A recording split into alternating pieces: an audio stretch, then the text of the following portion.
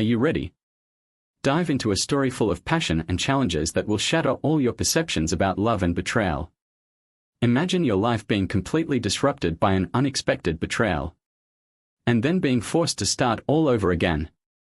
Want to know what happens next? Be sure to follow our channel for more. I have heard that more than 90% of respondents in a large survey claim to have said the same thing when they crashed their car. This was not a multiple-choice question, no. It was filling the blanks. It was probably not the moment to snicker over something like that. But I just joined the majority. It occurred to me that this was the first time I had ever caused an accident. I had been struck before, but this was different. My face got slammed into the airbag. I was not experiencing any pain. Two positive things: radiator fluid has a unique scent, indicating that it has been damaged. Brake fluid stinks too, and I could smell it. Surprisingly, I didn't feel bewildered. This did not come out the way I expected. As I sat there thinking about it, I realized that I had no idea how it would end out. Another advantage is that I can't smell fuel or smoke. My truck was no longer running. Guess I won't be returning to work after all.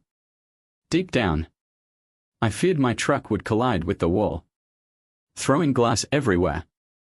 Is that how things went down? No. There was so much more. Not only did my truck collide with the wall, but it continued until it was entirely inside.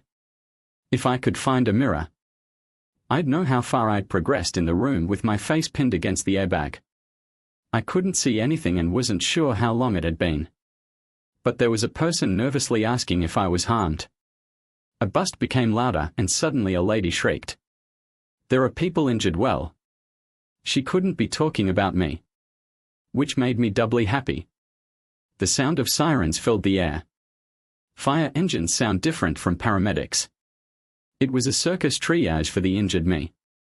They shoved my handcuffed body into the back of a patrol vehicle. Guess losing control of your truck may still get you in trouble. At least I wasn't an immigrant facing 110 years in prison. Update: my name is Ethan Blake. And I am 23 years old. I have a spouse of the same age. We fooled around and screwed up after high school, even though there was no baby belly visible. Rose and I got married 2 months later. Rose miscarried, although it saddened me. Rose took it personally. And after 6 months of counseling, we agreed to wait a few years before trying again. Her mood fluctuations persist to this day. The wedding, however, derailed our intentions to attend college. Instead of pursuing a degree, I took a job learning how to be an electrician. Rose began working as a temporary laborer, primarily as a receptionist.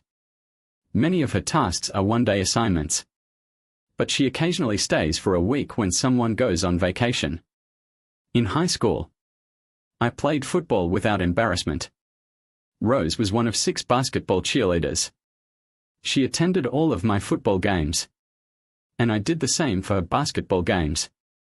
While she was undoubtedly trying to help me, my goal was to keep the wolves away from her. The basketball players and their buddies were constantly executing full-court press, attempting to tear her away from my heart.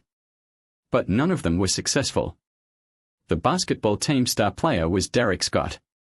He and I were not pals, let alone friends of friends. We ran in different circles that didn't stop him from making double entendre proposals to Rose. She laughed it off. I tried not to be bothered by it, which was difficult because I am really jealous. In contrast, I received honorable mention at the all-state level. Derek was only on the second team for the entire conference. These awards go to the winning teams. Derek received a books and meal scholarship to a nearby Division I school, so he headed for the campus summer leagues following graduation. Surprisingly, after the season began, he began to see more playing time when he was not on a team with turnover-prone players. He is a decent player. Derek would always bring back some of his friends for homecomings and the like. Derek's friend Kyle Mitchell was the star of his team in an obnoxious haul.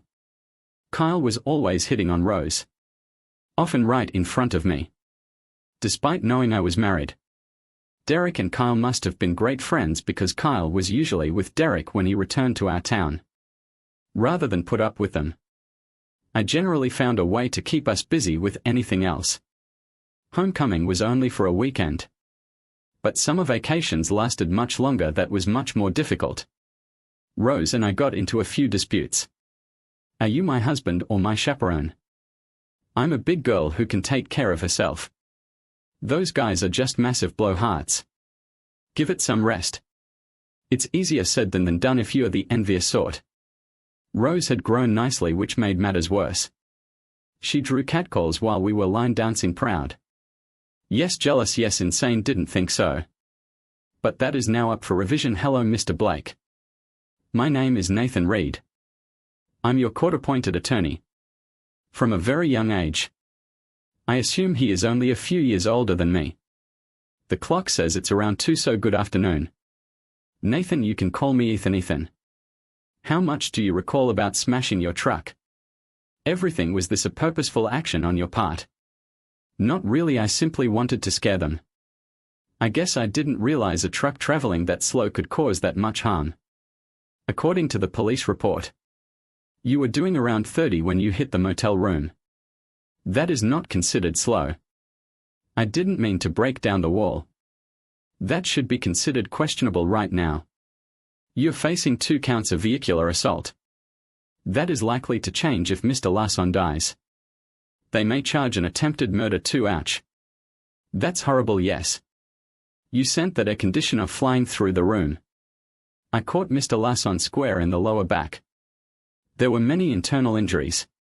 But the good news is that it may have saved their lives. The impact from the air conditioner threw them over the bed just before your truck slammed them against the wall with the mattress. How is the slot your wife misses? Larson's pelvis collided with her, shattering a number of her face bones. She's missing most of her front teeth, and Mr.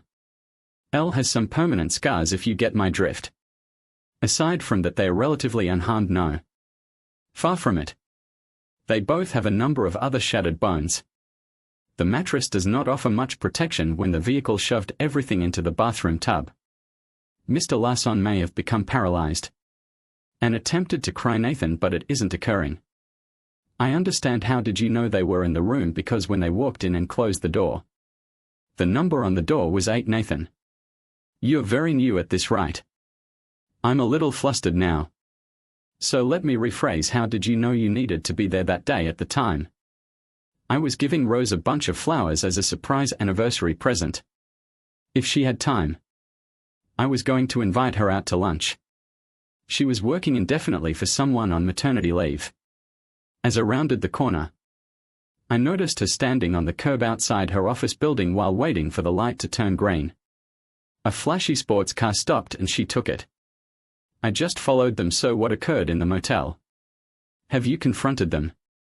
Jenny got out of their automobile when it came to a stop at the check-in area. I was still waiting on the main road for an opening in traffic to make a left turn into the parking lot. The sports vehicle circled the building and parked. So I followed. Jenny exited from the office a few minutes later, heading to room 8.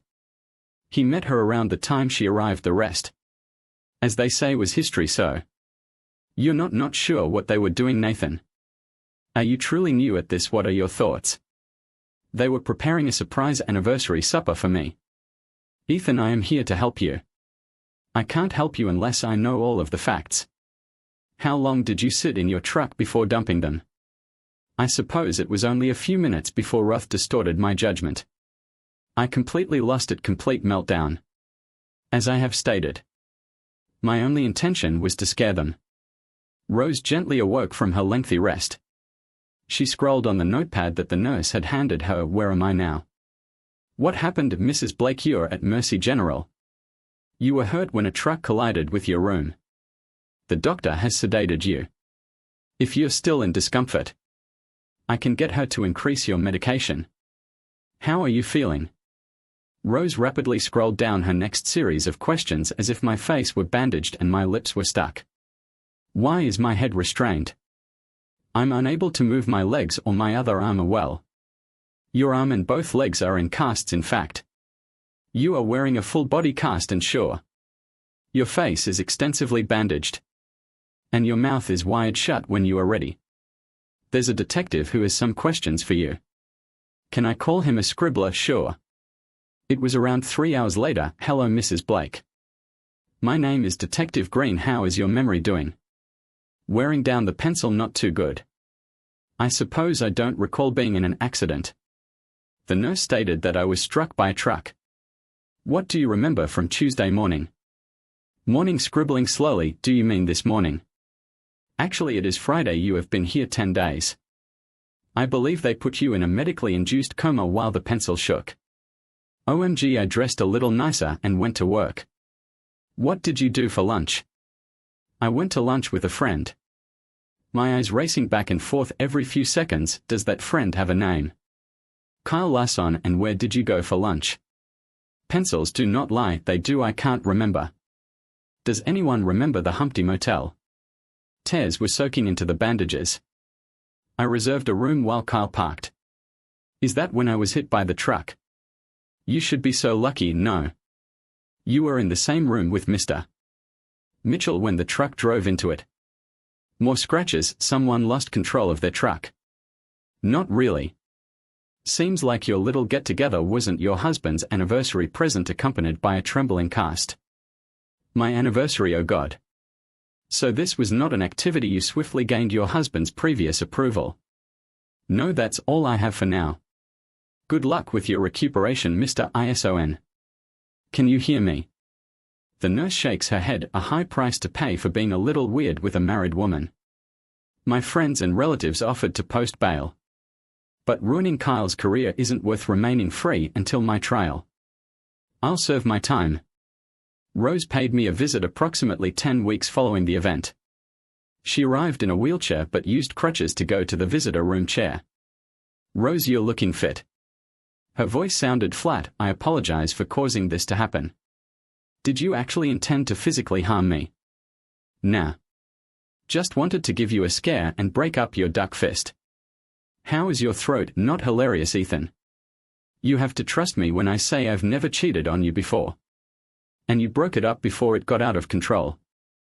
How did you know? Well, I picked up some flowers for our anniversary and planned to surprise you at work. If you wanted to go, why didn't you say so? I did not want to leave. I'm not sure why I did it. He was a famous star. And I fell for his line of BS. You are aware that he is now a paraplegic, correct? Yeah, I've been told this. Perhaps you should enroll him in the Special Olympics. You two would make an excellent couple for the modified potato sack race. I suppose I deserve that. I simply wanted to say how sorry I am about everything. I hope the trial goes well. You seem to have had a lot planned. While seated in the squad car, I noticed Derek Scott poke his head around. How did he know you would be there? I'm so sorry. Ethan. Are the floodgates of weeping open? To be honest, I was no longer jealous when my love for Rose died. I didn't care what she did or who she did it with. It made me angry with myself for being so gullible. Hey, if you can identify where they towed my truck.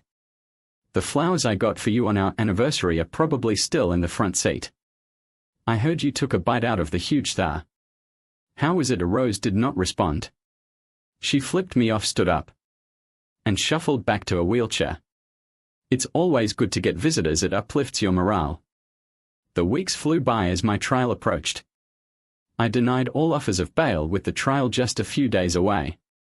I agreed to a plea offer. A year in prison seemed preferable to the larger numbers I was confronting if they persuaded the jury of the attempted murder accusation. After the basketball team lost, I received hate letters when they missed the playoffs. I received threats. It's a ducking game, folks. One of Nathan's associates has filed for divorce for me. It was pending. Once everyone signed off on everything, I'd be single before long. My attorney turned up. Suddenly, Nathan, I haven't seen you in a long time. How is my future looking? Well, the DA is offering time served and 2 years on parole. Nathan. Inform him that I intend to leave the state as soon as possible due to the ongoing threats. Parole will not work. Show him the letters. See what you can figure out with him. The next week, I was transported to a processing center to serve the remainder of my now reduced term for the Class 5 felony to which I had pleaded guilty. I'd be out in a few weeks and out of state on the same day. With my assets decimated, a convicted felon with little possibility of obtaining a good credit rating for years to come. Things appear gloomy. Rose returned a few days before my scheduled discharge. She was walking normally with a trace of a limp. Rose and I are currently divorced, so what draws you around? My last appointment did not go as smoothly as expected. I wanted to apologize again. You wouldn't be here if I hadn't been present well. Rose. I'm locked up because I couldn't manage my rage. That's on me, period. I'm not denying that. I was out of control. I could have simply driven away and filed for divorce or disappeared. I'm serving time for what I did. I'm not going to blame anyone else still. You were upset about what I was doing. Do you like my new teeth? As cute as always. How are your boyfriends? There's no reason to go harsh. I try to ignore any news or gossip concerning them.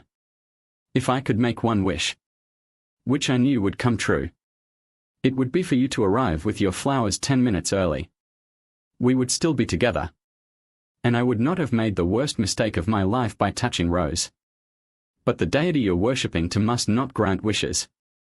Were you working? I took a full-time job as a receptionist for stonemasonry.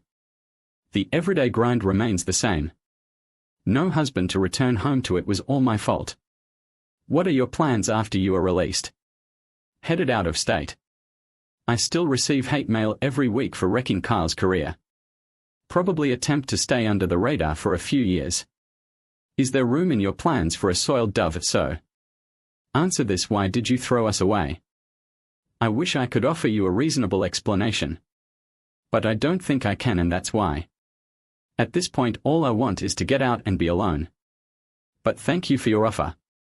Thinking about the pleasant times we shared helped me get through this struggle. So if you change your mind, you know where I work. You're always welcome in my arms. Yes, right. Until next time, thank you but no thanks. Rose's tears flowed softly down her cheeks. Update on the van: the ride to the downtown bus terminal occurred on a dismal day. The streets were dry, but the sidewalks remained soggy. It matched my soul perfectly. I utilized my bus money to travel to the city my parents lived. They had arranged for me to get an old truck and a few hundred to help out. They were on a low budget, so this was quite generous of them. My money ran out 3 days, 2 states later. There were numerous odd jobs, but they did not pay enough to eat and sleep. My clunker took me further down the road, and begging on street corners earned me enough money to purchase a cheap phone. All I wanted to do was look for employment on the internet. It worked. I discovered a construction fly-by-night operation that required an electrician to be paid in cash every day. I made friends, but I wasn't the same outgoing person I used to be. My current living arrangement was a low-cost weekly motel room.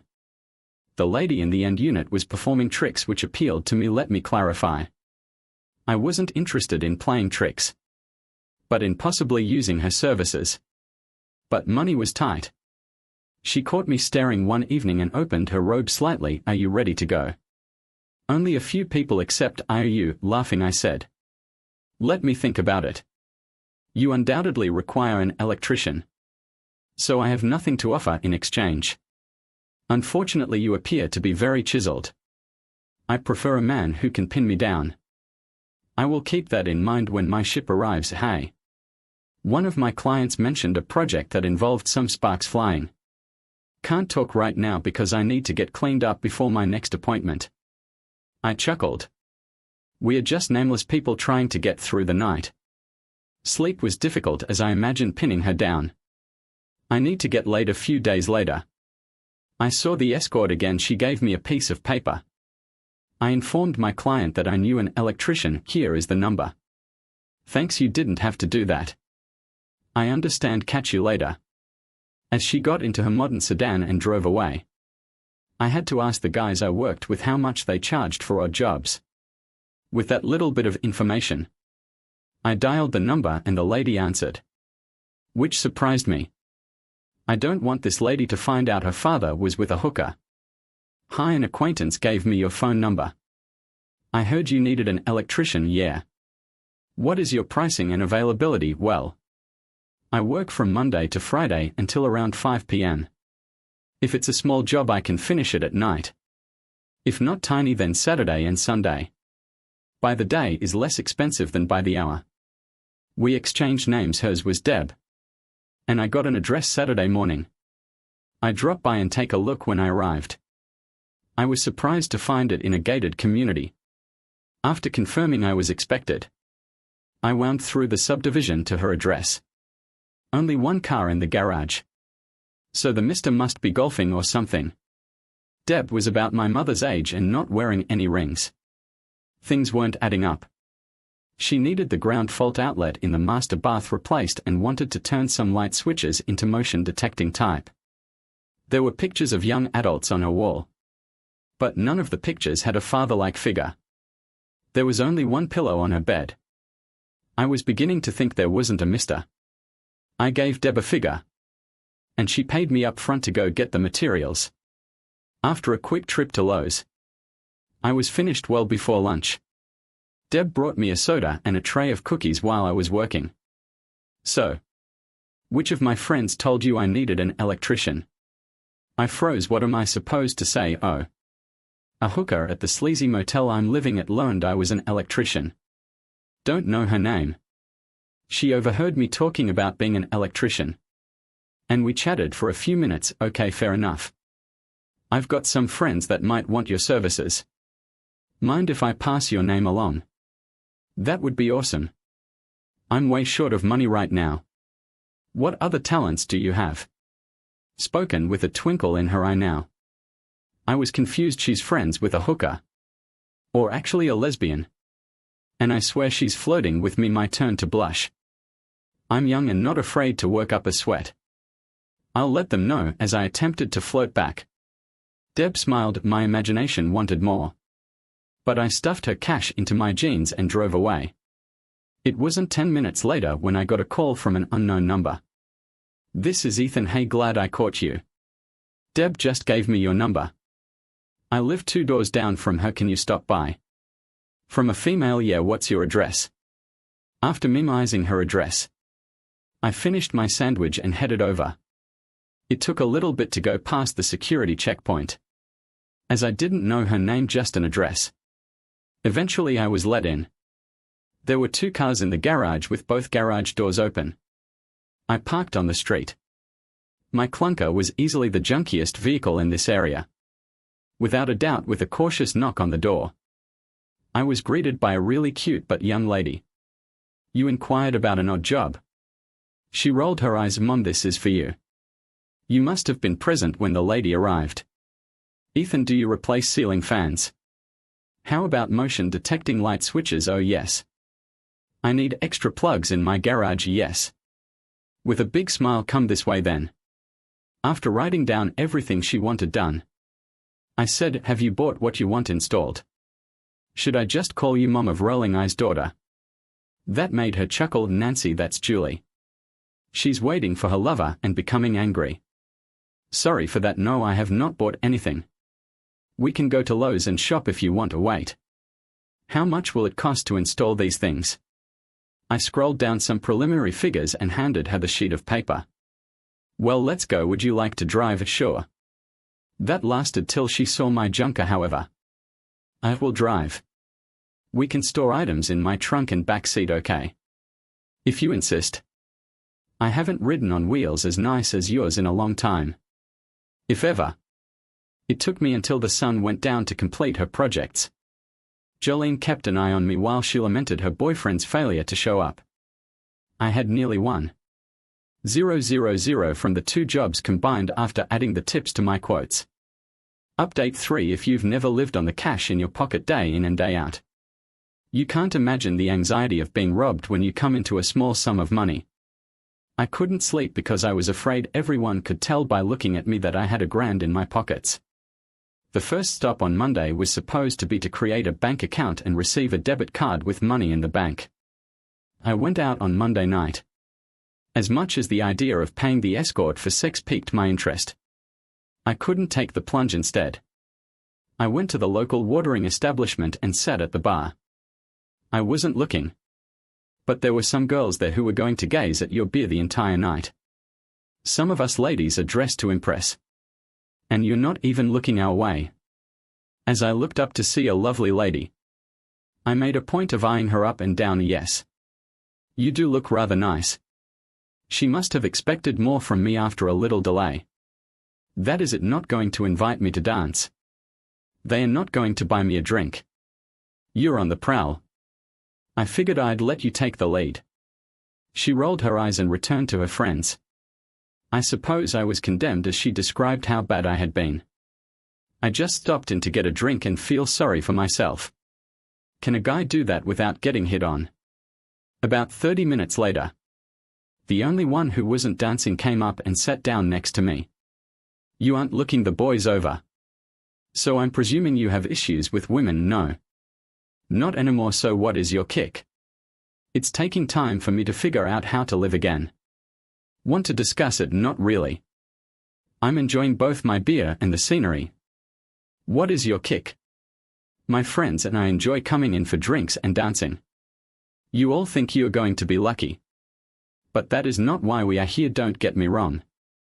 There are plenty of women that come in looking for excitement. Married couples too. If you want a little risk in the equation. Who would have guessed that such activities could take place at night in a small town like this? We don't consider ourselves a little town. So you must be one of those big city dwellers. Yeah. I suppose so. Never got into the nightclub scene. Why is that? You're not that horrible to look at. Got married early. Money was tight. Some nights out included parties at friends' houses or going to the movies. Did not work out. I take it since I don't see any rings. Halo bingo. So I came here to dance, and if you don't ask me, I'll catch up with you later. Ashley is my name. I'm Ethan. It was a pleasure talking with you, Ashley. I'm getting really skilled at making women roll their eyes and shake their heads in amazement. As I laid in bed that night, I realized I didn't want sex. It was camaraderie. Just talking to Ashley had boosted my spirits. I became a regular at the watering hole for dinner, if you can call it that, nearly every evening. I'm not looking to hook up, just converse. I asked Ashley to dance the next time she and her crew came in. Despite being invited to sit at their table, I rejected, since mixed feelings left me unsure which way was up. I received another recommendation call as a result of my debt relief work. This lady's address was in a different area of town.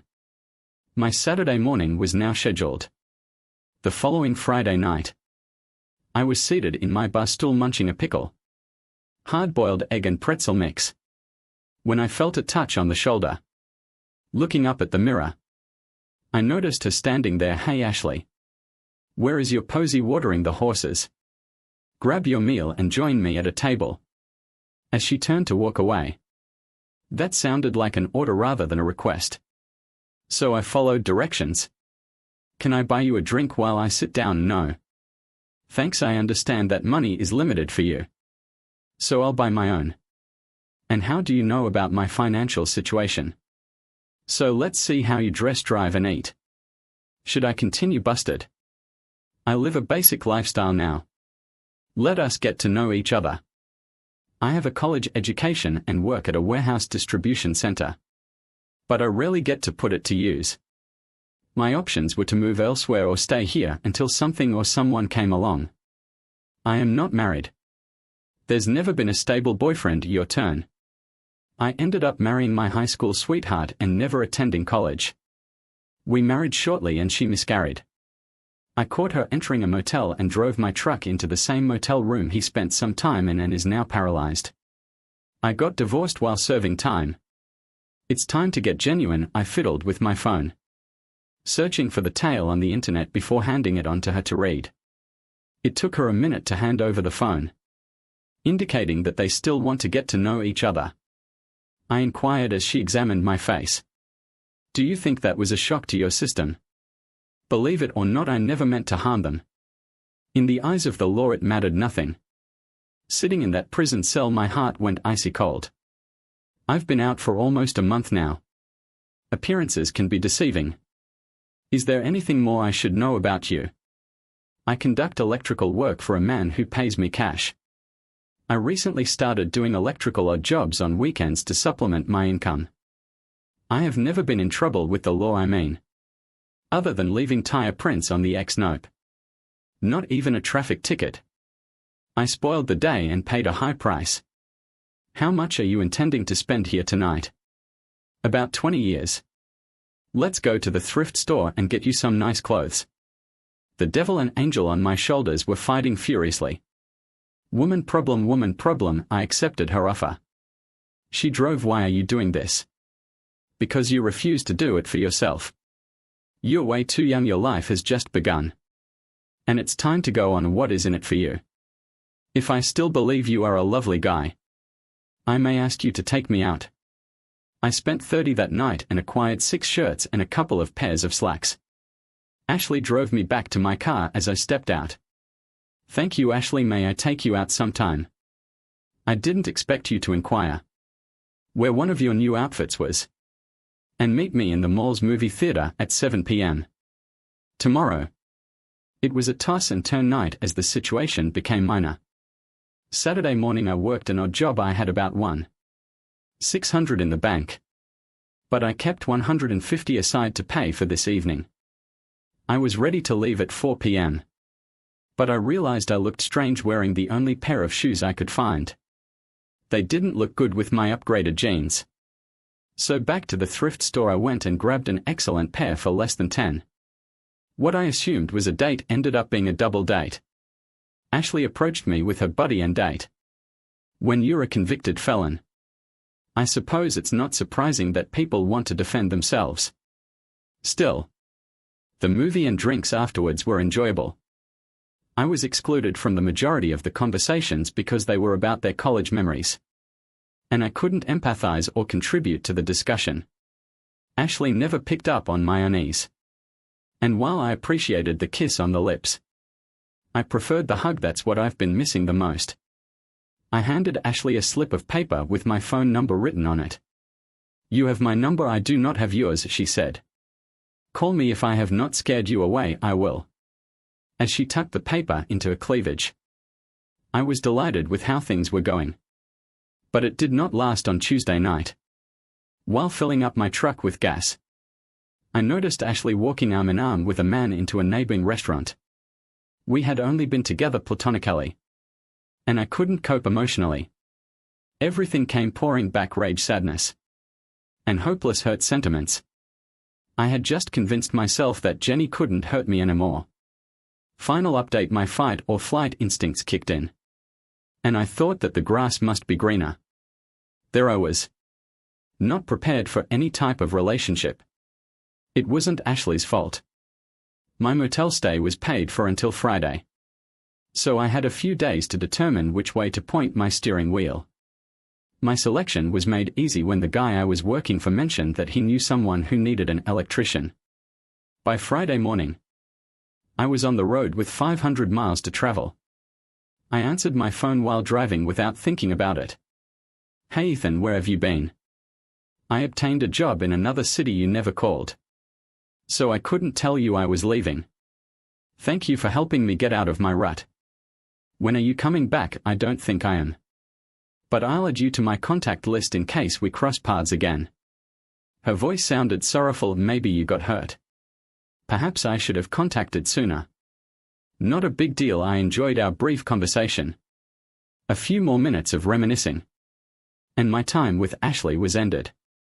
Although my parents encouraged me to visit during the holidays, they recognized that it was not the greatest thing for me to do for the following few years. Another star basketball player would eventually arise. In all conceptions of wisdom. Only to disappear into history's footnotes. I dated a couple of women and even attended a swamp party with one of them. When you're relegated to someone else's party ticket, it's easy to lose motivation. Cold fish, that's what someone once told me. My heart was nestled neatly away. The greatest way to keep your horse unbeaten is to keep him in the stable. The same was true for my heart. It won't harm it if it never sees the light of day. It was 3 years before I returned home to see my parents. Everything was going so nicely that I could afford to fly. The basketball team had advanced to the playoffs. So I felt much safer. I appreciated that nobody mentioned Rose. The return flight was uneventful on the plane. I even chatted with a lady my age. No names or telephone numbers were exchanged. The start of new love in life. My name is Heather. I work in the cafeteria of a major office building downtown. Just off Broadway. I'm single and Mr. Right hasn't met me yet. I'm captivated by a loner who comes here every day. He always places a slice of cherry pie on his tray. His name tag reads Ethan. He works at an investment bank but does not dress like a banker. There's something about him that intrigues me. I decided to take a chance. Since Ethan wasn't wearing any jewelry. One day as he was putting his tray up, I informed my boss that I needed to go to the restroom. I waited for Ethan and when he approached, simply handed him a note that said, "Call me sometime, Heather," with my phone number. I smiled, he smiled and simply nodded yes. We did meet for dinner a few nights later. Nothing special. Just a bistro near where I lived. It was an eye-opener. Ethan explained how he worked as an electrician and handyman for the investment firm. The revelation was that he had been convicted of a felony. He opened up an article about it on his phone. Ethan. This occurred 4 years ago. Do you miss her? Not at all really. So how come a good-looking guy like you doesn't have a girlfriend? Risk versus reward. Why should I lose my cool if everything goes wrong again? So it's a trust issue, I suppose. So if my faith in a girl is misplaced, should I trust myself to handle the situation gracefully? Even though we'd never kissed. Seeing her with another guy brought all the sorrow back. When was that? 3 years ago. Since then, I have kept my distance from relationships. Okay. I guess I understand. We'll take things carefully. But only if you pledge to ask before acting. I don't want things to blow out because one of us made an assumption that was just incorrect. What if I still do not desire a relationship? Then we won't meet here tomorrow for supper. Followed by a movie down the street. I could see the desire in his eyes. He slid his hand over the table, and I placed mine over his. Ethan glanced at me for a few moments, then quietly, "See you tomorrow." Butterflies buzzed inside me as Ethan quietly exited the cafe. He might be Mr. Right, it wasn't easy, far from it. I'm outgoing. And Ethan needed reassurance that I was all his. I can read a book on his lap while he watches sports. We have been married for 10 years now. Everyone but his father has asked me to dance at our wedding. And I have declined. I don't have any girls' nights out and always invite Ethan to accompany me when I go shopping with my pals. We have a 6-year-old daughter and a 3-year-old son. In between the two I miscarried. And we required counseling. The counselor and I persuaded Ethan to attend more sessions. He's injured but he's mine. I don't think I'll ever find another man as loving as Ethan. I understand why he's injured. And every day I look in the mirror and remind myself not to give him any cause to doubt my love. I hope you enjoy that story. Here is another one. Why is fate so capricious? My wife Moore and I met through serendipity as well. I discovered that she was cheating on me despite being separated by years. These events took place in the same location. This location was in Honolulu, Hawaii, where I worked. I started the project by chance. I enrolled at the University of Hawaii with the definite purpose of earning an MBA and subsequently getting a job at a Fortune 500 company. Even after receiving government training, I had to work to complete my secondary education. I enjoyed computers and used my computer repair talents to supplement my income in college. In college, I eventually began making my own computers and selling them at a lesser cost than Best Buy. I graduated with a bachelor's degree but chose not to pursue a master's. I started my own business, so why work for someone else in college? I learned I wasn't excellent at interacting with others. This lesson was as important as my degree. I knew Moore's brother Liam before I met her. He had problems with a computer, particularly with his father. He owned an old intelligent gaming console. It was a lesser-known piece of gaming equipment dating back to the 1980s. Jan's father was nostalgic and wanted it restored for his birthday. It hadn't operated in almost 10 years. But Dawn discovered it in the attic. Liam Eldridge was tough as nails. His chest was about rectangle-shaped in middle school and college. He played football as a defender back then. He let his wavy chestnut hair grow long and wild. And he had a matching beard. Add to this a large nose sometimes known as a snout. This name stuck since his name was D.A. And someone inevitably called him Mastodon every time he made a move. Spectators made elephant sounds regardless. He appeared imposing. His demeanor could not have been kinder. Don was always the kind to reach out a hand to lift a player he had just tackled. He had a strong sense of fair play and formidable football abilities. He might have made it to the NFL if he hadn't damaged his knee in the University of Hawaii Football League's championship game. The Mastodon belongs to Hawaii's royal family. Despite the fact that I am not particularly athletic. I've always watched the Rainbow Warriors, yes. That was the actual team name picked by our alma mater long before rainbows were popular. While I realized that continuing education was not for me, I felt a sense of loyalty to the institution where I spent 4 years learning what I didn't want to do next. I was slightly taken aback. Mastodon. I could not believe that Hawaii's most eligible bachelor was approaching me. By the way, my name is Jacob Novak. The friend slapped my back, nearly dislocating my shoulder. Hello Jacob, I won't remain a bachelor for long. For some reason, a woman accepted my proposal to marry my modest self. My sister is the most attractive member of the family. That did not raise the bar too high, I said. Set my price, which was reduced due to my liking for this individual. I requested a photo and an autograph. My marketing efforts were not in vain. Moore and I met 2 weeks later when she arrived to pick up Dan's repaired computer on his boat, where he handled local advertising or ferry typist for mastered art types. I was impressed. She had the same curls and long chestnut hair as her brother. But she wasn't as stunning and was a few inches shorter. She essentially had many of the same qualities but in a much more lovely and small package. Complete with a chest and dimples. She wasn't gorgeous.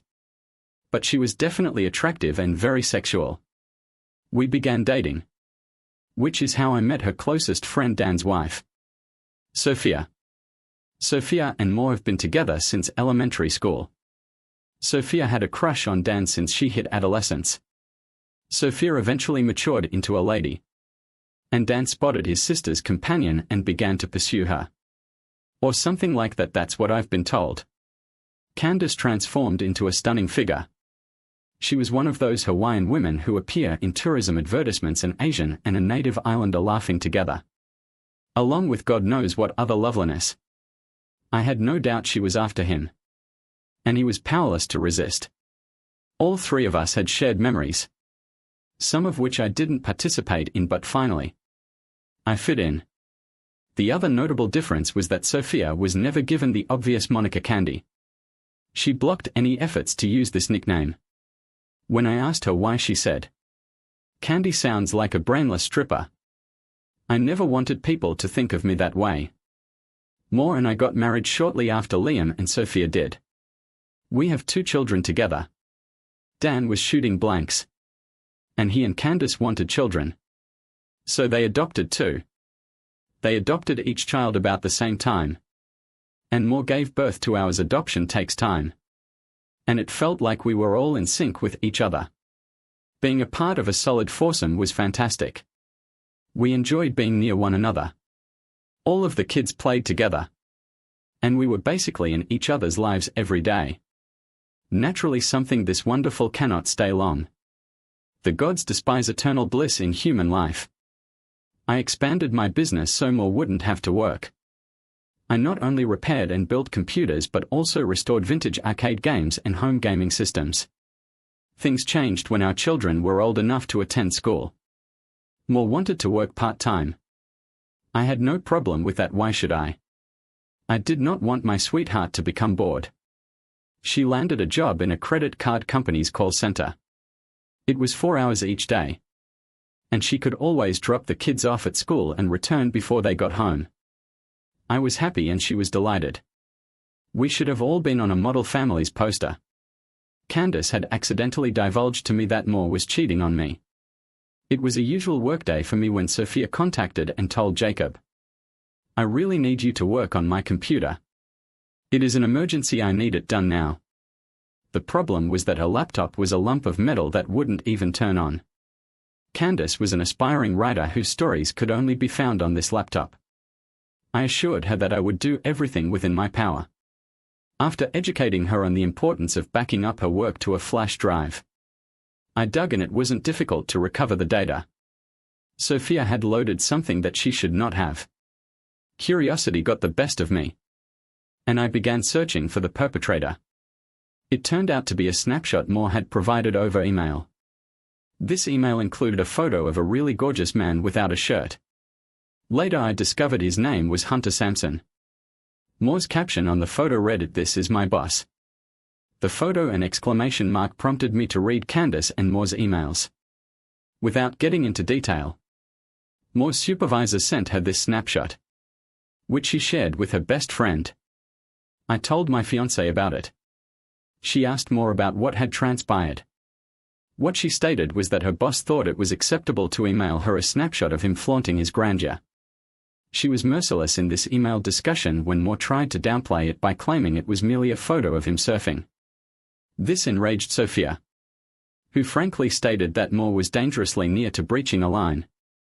Moore, being conceited, agreed and stated that she would not do anything like it again. Everything seemed normal, but I remained cautious. Was everything resolved when Sophia reported her? I was unsure, so I checked Moore's laptop. No.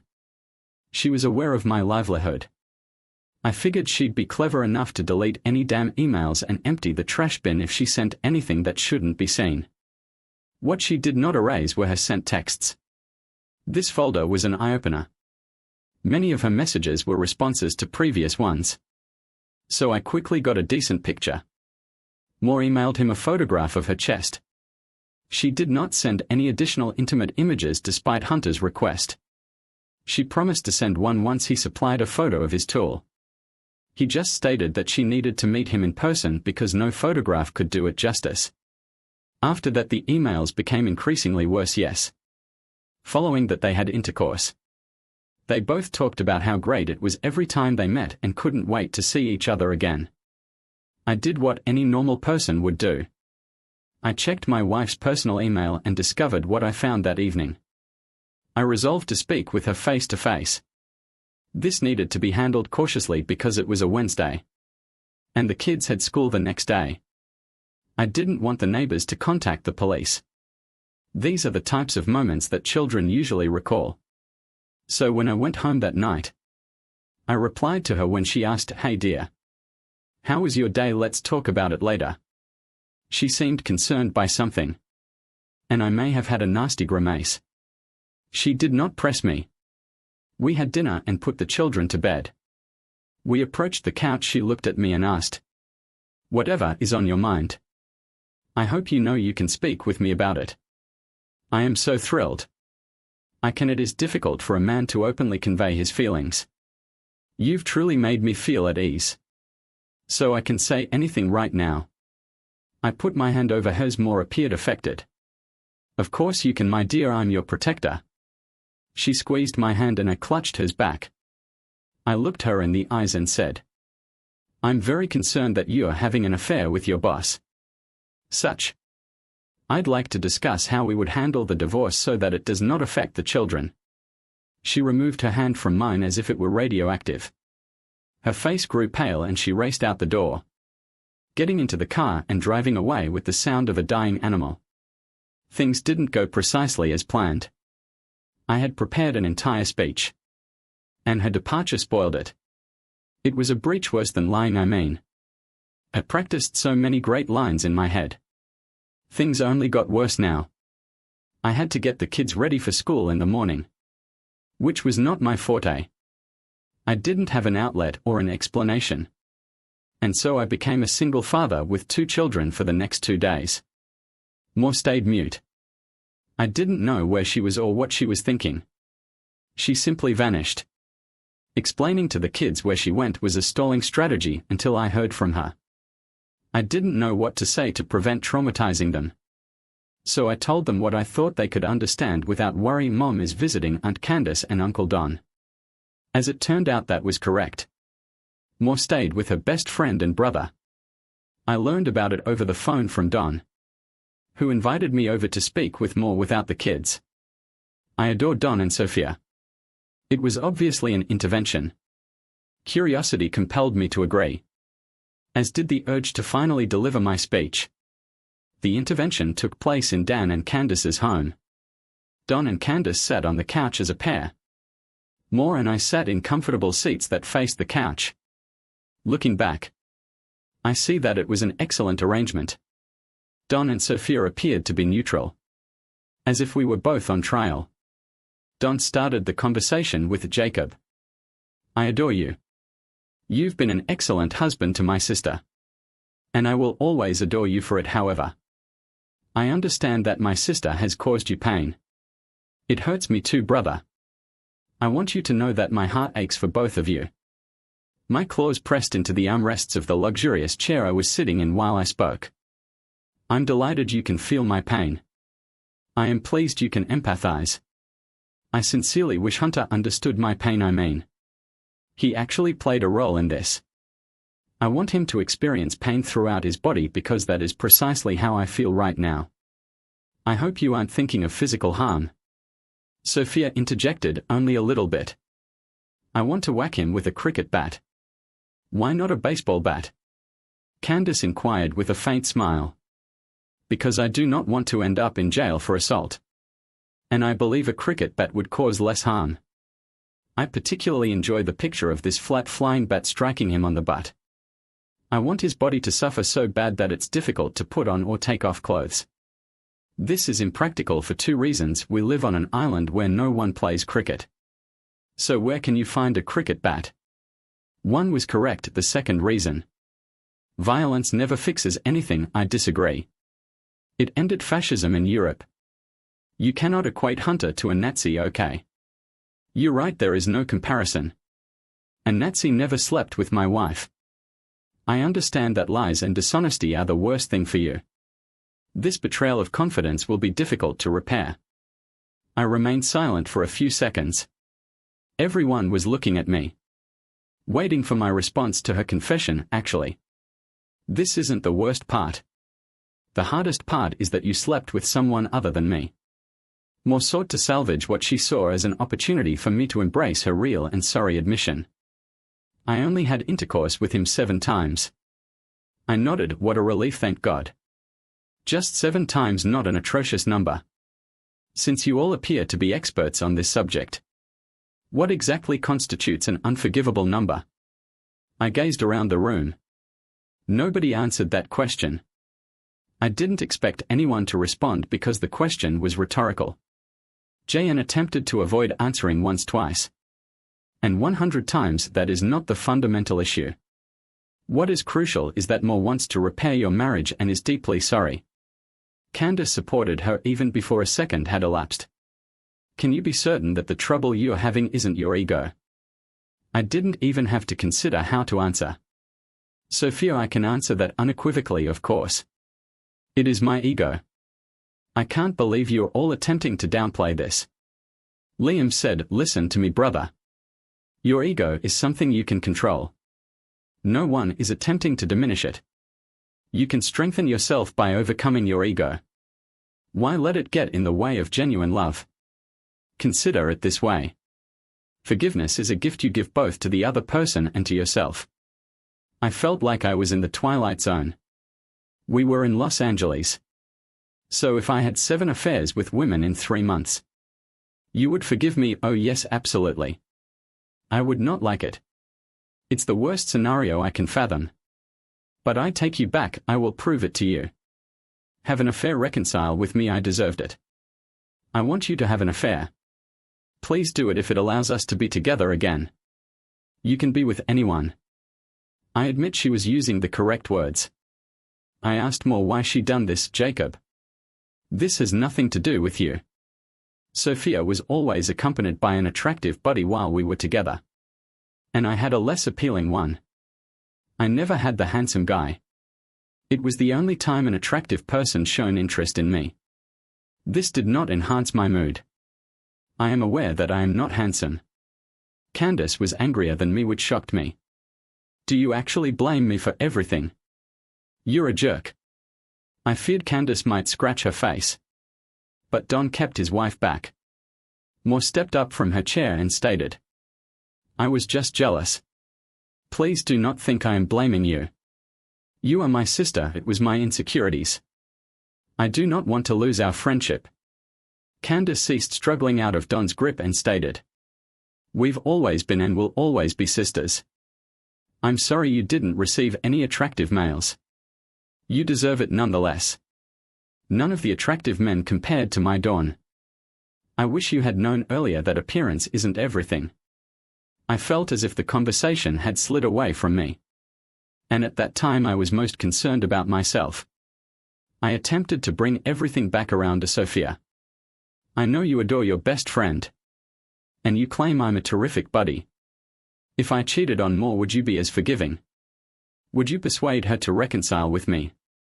Sophia moved away from the emotional moment and commented. Look, she was able to compartmentalize her life. What she did had nothing to do with you. She led 2 different lives. I said that sounds ridiculous. Sophia acknowledged how difficult it is for men to understand, however.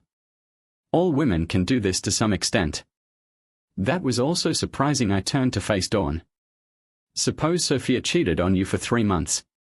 Would you forgive her? I looked offended. That is a foolish question. Sophia is not some disgusting trash that will betray her husband, spread her legs for a guy, and jeopardize her marriage. Moore began crying with sobs. Dawn encountered a problem and backed off. We are all susceptible to temptation, even Sophia. She will always withstand temptation. But even if it doesn't happen, I'll forgive her. Even if she yields to temptation 7 times. 1 time, twice, 100 times, that is not the point. It's critical to deal with your male ego, so my feelings for Sophia are stronger. That sounded very ridiculous to me, so I asked Don's wife Sophia if you cheated on him. Come on, I know you adore me. Are you expecting him to forgive you? I can't believe you're asking me. I'm not a scumbag. Moore shrieked and curled into a fetal posture. Sophia ran over to hug her. No, not you, Moore. You are not a scumbag because you had sex with a man other than your husband. Moore wailed even more loudly. Having sex with someone else does not imply you are a scumbag. You are not a scumbag. You did it not for money. You did that because you lack self-esteem. Moore started shivering and punching herself in the face. I noticed Don debating whether to call an ambulance. Don and Candace held Moore's hand after Moore stopped attacking herself. I attempted to restore order in the room. I looked at Sophia. So let me see if I got this correctly. Moore wants me to have an affair. Don claims he will forgive you for your affair. Are you saying it's normal for someone to desire to have sex with an attractive person? Yes, Don responded. We are all telling you this. Sophia. You also advised me to love Moore as much as you do because I married her. Yes, Jacob, you married her for good or bad. Don and I are more concerned about her well-being than you. She's obviously a hot piece. Well, I said. You guys have given me a lot to think about. It appeared to me that now was the most appropriate time to apologize. And in this I like doing. I liked Sophia. And I damn well loved Moore. Erasing them all from my life would be painful. However, that evening developed into a circus, and not in a nice manner. That night, I left feeling like I had damaged their intimate relationships. Yet none of them truly cared about me. I returned home and spent hours staring at the ceiling. Reflecting in the morning, enlightenment struck me. I actually fell asleep for 2 hours after replaying it in my thoughts multiple times. I woke up to the doorbell after sipping my first cup of coffee. Yes, I wake up after the first cup of coffee. I don't remember how I somehow got the kids to school. I wasn't sure if I fed them. I allowed her in but remained wary. The previous night was a crap show. I poured myself a second cup of coffee and poured one for her. Sorry for the show yesterday, Candace said. I almost spit out my coffee when she mirrored my views. A few seconds later I said, I have determined that you're right. You care more about her well-being than I do so. I have a solution. I'm delighted you come to your senses. I paused for dramatic effect. You and I shall have an affair. 7 encounters after that. Moore will be entirely forgiven. What seriously? What Moore said. I could have an affair if it helped. I believe her. Don said he'd forgive you if you cheated so. I believe him. You stated you thirst for me to forgive more so. I believe you. I need to chat to Don about this before even contemplating it. This will ruin everything. Moore kept this from me. Lied and kept me in the dark. Everything has to stay the same. Don has said he would forgive you. So there's no need to consult with him. Moore never told me I caught her. Tell him when it's all over if necessary. But not before. It still won't be as underhanded as Moore was. I will absolutely tell Moore too. And how the hell am I meant to see Dawn every day and keep this a secret? You need to compartmentalize your life. I've heard from you that women are better at this than males. I don't think I can do it. There's too much to think about. Why don't you just find someone else? Well, I'm almost confident I won't discover a suitable beauty who genuinely fascinates me. I'd probably have to employ an escort. That doesn't work for me. You have a personal passion and an outstanding body. So you are my pick, she responded. I need to think about it, obviously. That meant no, I wasn't shocked.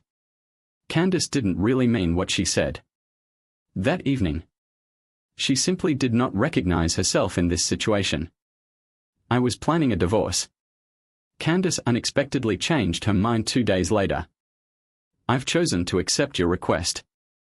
I wish I could claim it was because she was obsessed with me. Unfortunately, the underlying cause was ordinary and even predictable. She arrived at my place in a rage. Not even knocking but simply opening the door and bursting in. I cannot take it any longer. She is driving Dawn and myself nuts. She is wrecking my marriage at that point. I could have said anything sarcastic, however. When things are going well, it's best not to meddle. It was irritating because I truly had something to say.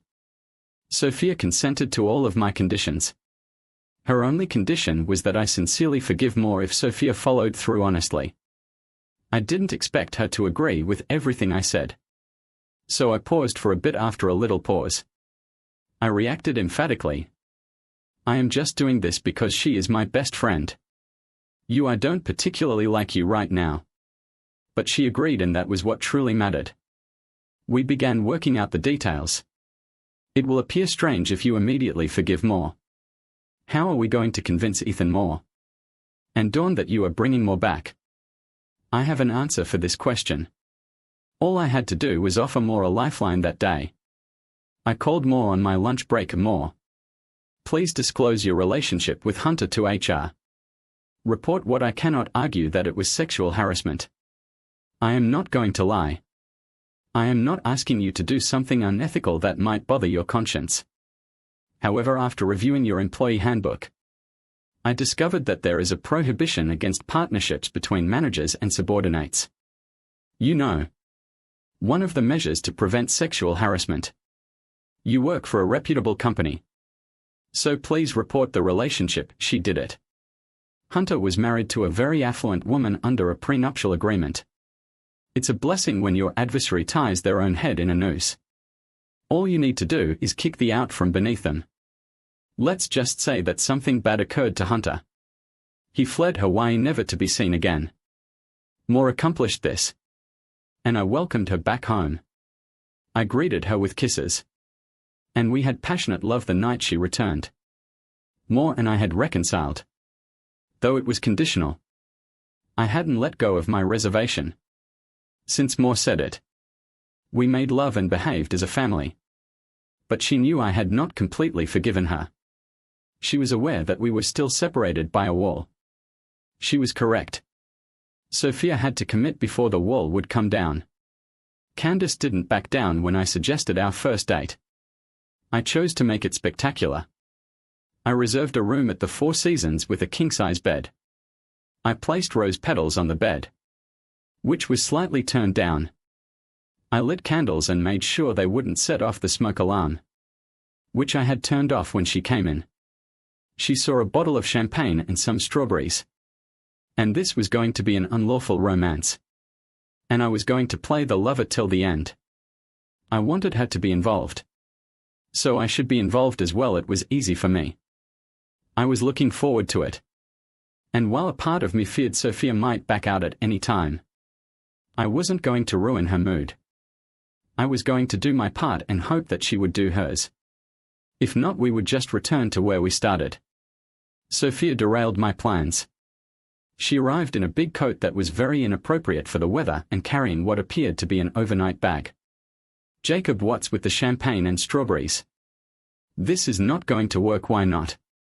I already have the most romantic, fantastic, an amazing sweetheart at home. So I don't want you to even consider becoming the best lover. Sweep these filthy rose petals from the bed. I also do not eat strawberries. Just give me a few minutes in the restroom. Is this a sign that you're backing out? No. It just means we're going to have sex, not make love. I better not find a single rose petal on the bed when I get out of the restroom. She walked in with her stuff, slamming the door shut. Old Trusty was standing at attention even before she entered the room. And I was waiting for her to exit. The poor guy wilted with each passing minute. And I wondered what the heck she was doing in there. The woman who emerged from the bathroom was dressed in a black bra that was a size too small and black panties that appeared to be painted on. Her recently applied lipstick was a red that I believe is named Make Love to Me. So if this works, I'm Candy. You will not make love with me. You will not call me Sophia. I am not your sweetheart, I am a call girl. Every time we meet I am Candy. And I am here to satisfy you and have sex with you. These are all of my plans. I was completely yours. Call me Sophia once and it's done. From now till we are done being hot and sweaty. I am Candy. Are there any concerns with that? Why should there be? I grabbed her. And our tongues began dancing in no time. It was not at all what I had imagined or planned. It was significantly better. Sophia was a confectionery. She walked me over to the bed, forced me on it, and then simply yanked down my pants and began pleasuring me. It was the best oral sex I have ever experienced. I expected to die afterward. Our pillow chat was somewhat unorthodox. I was in a post-orgasmic haze. And she spoke while I listened at the time. I was really open to anything she had to say. This is how it works. You do not have sex with Sophia. You had sex with Candy. I won't be able to manage it even if I make a single mistake. Do not say anything, just agree. Candy will blow your head. Agreed. Looking back, I believe this is a CIA technique. Maybe it was only the endorphins. I agreed. All right. Candy now wants to be taken, so go to it. And please do not disappoint me. I remained silent as she got me ready. And she got down on all fours and introduced herself. My moisture-seeking rocket found its target. It was as hot as Scotland in September. Our following meetings were variants on the one. We had sex. She aroused me again. Then we had sex again. Her favorite position was doggy style. She also enjoyed talking filthy in that manner. I wasn't sure if she despised me or if she was truly into it. I guessed it was a combination of the two because it became more intense with each encounter. Organizing these gatherings was becoming more challenging. Sneaking around proved to be far more difficult than I had anticipated. The majority of these issues developed because Moore phoned me at every opportunity to tell me where she was and to convince me she wasn't cheating on me. This made it much more difficult for me to cheat on her. I also assumed it was tough for Sophia to keep this from Dawn. But we never discussed it when we got together. It was simply a marathon. While my romance with Candy proceeded, I was surprised to discover that I had almost completely lost my anger for Moore. Each rare intense sex encounter with Moore's best friend made me appreciate making love to my wife even more. After each clandestine contact with Candy, I felt more at ease with more. We were getting back to where we had been.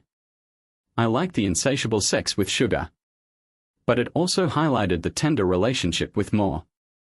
I wondered whether she felt the same way about having sex with Hunter while still loving me. The only awkward times that initially occurred when the four of us were together. Don or More would say absolutely harmless things. Things that made my brain scream. Please do not glance at Sophia. Don't stare at Sophia, for example. Don once stated. I admire you, Jacob. I know it has been difficult for you. You selected the difficult way. You could have hired a gorgeous call girl to get retribution. But you did not. You gave More the opportunity to make amends.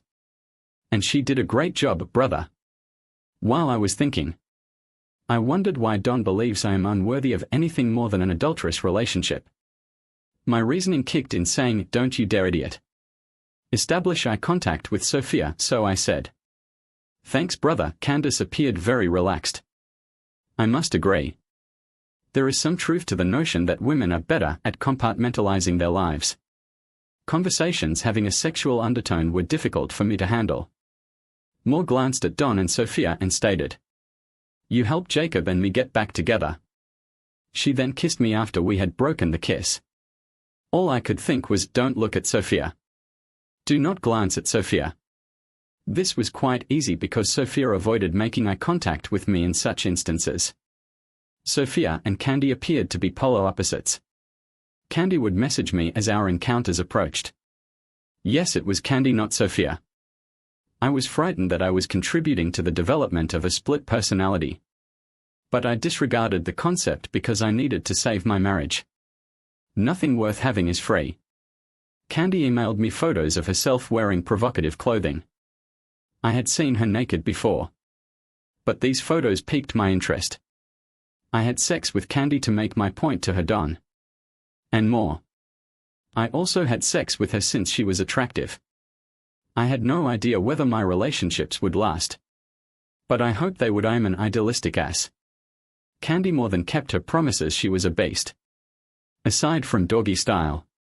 She liked having her ankles on my shoulders or in reverse cowgirl.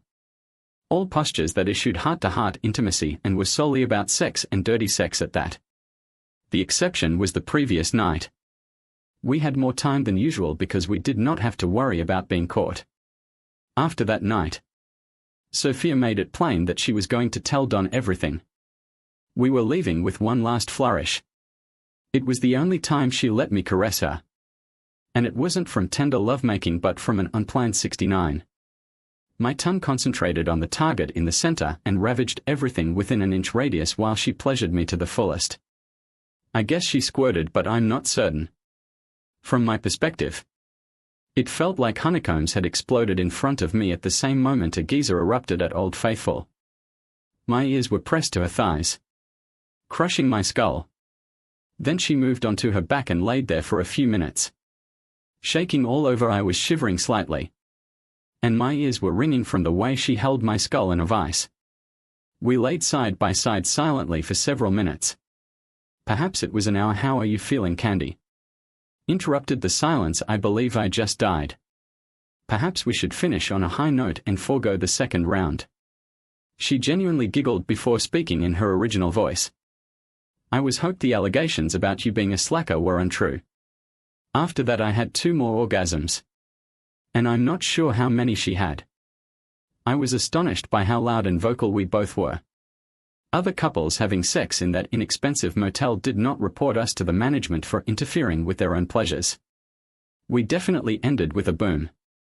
And more than a few whimpers. After our previous crazy sex session, I took a shower and mostly regained my footing. Candy went, and when the restroom door reopened, she was gone forever. Sophia entered from the restroom, wearing her customary modest clothing. Her actions spoke for themselves. We were finished. It was good indulging in sweet sweets on occasion for pleasure. Or a permanent sweet diet will kill you. Sophia departed before me. There was no goodbye kiss. Just a conversation about what we should do next. She was going to tell Don everything that evening. And then we'd all tell more after all. This was a family matter. Candace would notify Dawn. and we'd all meet at my house. I informed Moore that Don and Sophia would arrive after the kids went to bed. It was time to put everything on the table. Don had an incident that caused him to be late. So it was just myself, Sophia, and Moore. I went first. Moore, I'm completely ready to forgive you actually. I already have, but before you accept anything, I believe Candace should speak first. Moore was delighted to hear my words and looked at Sophia inquisitively. I had sex with Jacob. Moore quickly hugged Sophia. Thank you very much, oh God. You actually are my sister. Sophia hugged her back, saying it was the only option. I love you more. Now I don't have to be concerned about Jacob getting sick or someone becoming pregnant.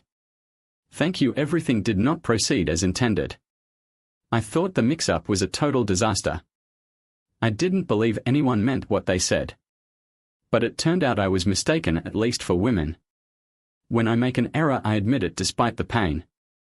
I joined in a group hug. I glanced at Moore and replied, everything is truly forgiven. I hope to spend the rest of my life with you.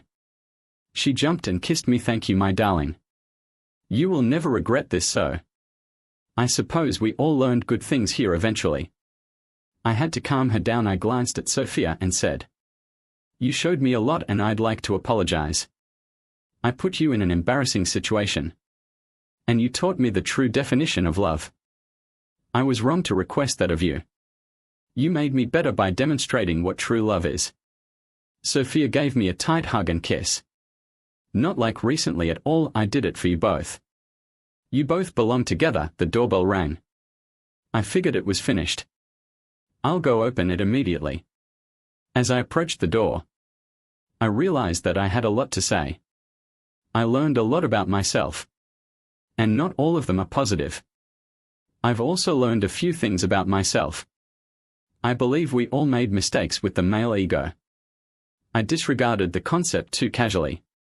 Don spoke in a horsey tone and wore a peculiar smile on his face. It took me a long time to realize because it was an emotion I'd never had or witnessed before. And then it struck me at the time. All I could think of was how angry I was. I have 2 questions. First, swiftly locate a cricket bat. Second, would I have enough time to go to the back door before being chased down by a furious mammoth with a damaged knee? I thought the answer to the first inquiry could wait, and dashed through the house to the back door.